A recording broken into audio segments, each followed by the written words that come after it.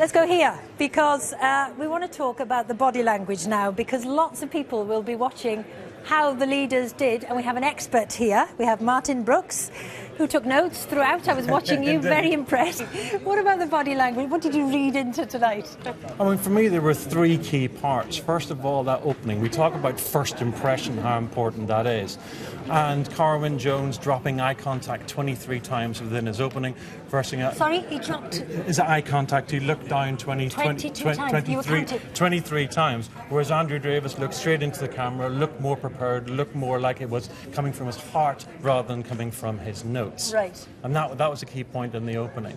In the middle of the debate, I thought Carwyn brought it back a bit with very powerful gestures, something we call inline gestures, expanding and contracting, and really getting some good answers. But the third part for me was when he lost it, was with a loss of empathy, with the lady who brought up the cancer thing. She was clearly really passionate about it. And rather than having any degree of empathy, which Leanne Wood did later in an answer with the steelworker, first going, this must be a very difficult situation with you, he went straight into an answer and made it look like an argument, made it look like a debate without any empathy. Without any empathy and understanding, that's what we need to build relationships. I don't think I've ever interviewed an impactologist before. I think I know what you do, but clearly you make notes about where people look all the time.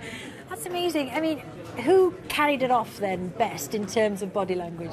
I think overall, I think the Conservative candidate Andrew brought it off the overall package. He looked better. He stood up straight. He delivered his messages straight. He used his hands particularly well and had that little bit of vocal inflection. Some of the other candidates did some things really well, like Alice Hooker-Stride did that power gesture, that Hillary Clinton power gesture I call pinch of salt to get across. They are, of course, coached, because you see them do more of it in the introduction phases where they've got their script. And it's interesting how consistent people can be, because that's what makes them more believable. Yes. Well, thank you ever so much. I'll let you carry on analysing, but thank you.